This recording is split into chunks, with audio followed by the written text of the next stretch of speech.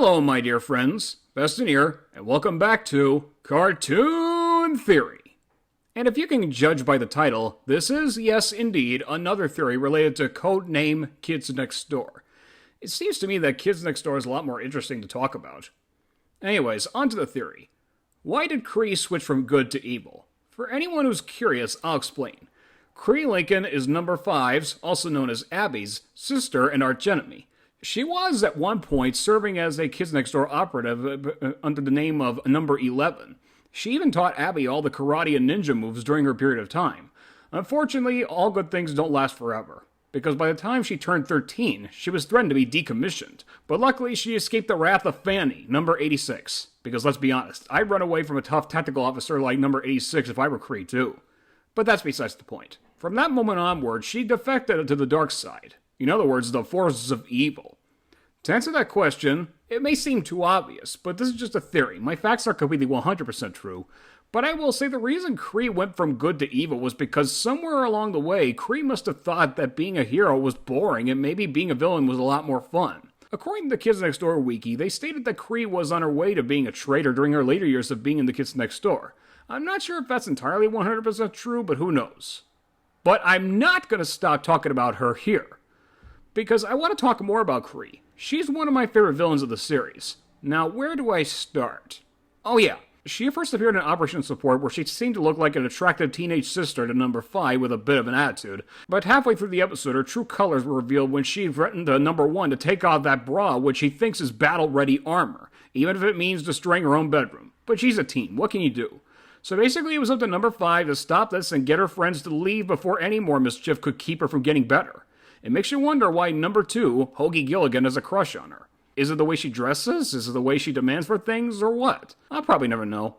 Anyways, near the end, it is revealed that Cree does indeed wear battle-ready armor and is secretly working for Father as his apprentice.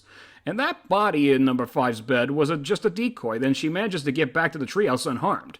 I guess her father's suit must have done Abby justice to get her better that fast by the end of the episode. Oh, and for you who watched the episode with Cree tackling Nigel, the score? Cree 1, Nigel 0. Anyways, throughout most of her appearances in Season 2, she initially had plans to find the Kids Next Door moon base and burn it to the sun. Needless to say, she did a fabulous job getting Father to discover the moon base. But ultimately, she gave that up when ex-number 274, Chad Dixon, dropped by her door in Operation End. She decided to let Chad do what Cree did a long time ago. Make a run for it. Speaking of Chad, I should do a theory video related to him. But that didn't stop Cree from continuing her reign of terror for the next couple of episodes. In Operation Slumber, by order of Father, Cree, Chad, and their fellow teen ninjas decide to trick numbers 86, 3, 4, and a few others into having a slumber party at number 86's house in order to get the code module without being noticed. And while Fanny managed to not give up without a fight, that didn't stop number 12 from taking the code module, and against her will. What made her want to steal the code module for the teens anyway? Other than being 12 years old, that is. Did Cree hypnotize her or something? I guess we'll never know. One thing I can say for certain was that I'm glad Number 5 didn't attend the sleepover because 1, she's not crazy about Fanny's attitude, and 2, she knew her sister was up to something and she didn't want to get involved. In Operation Hospital, Cree tried to scramblify Bradley, much to Number 3's horror, but Number 2 was able to fight back with Robo Bradley. That episode was one of the few, if not the only time, in which Hoagie doesn't go all puppy-eyed for Cree.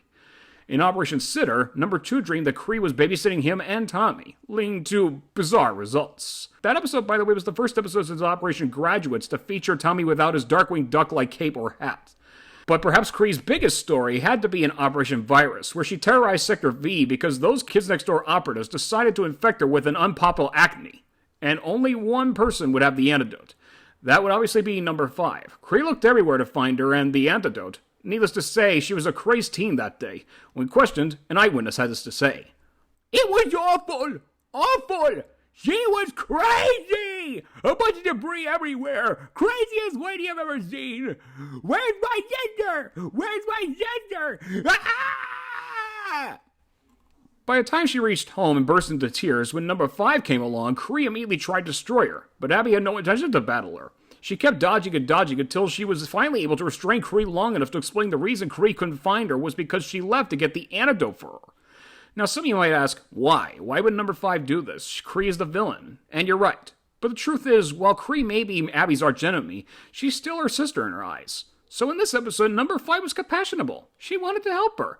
And because she was merciful, she managed to cure her unpoppable acne in time for her to go to school prom with her boyfriend Maurice.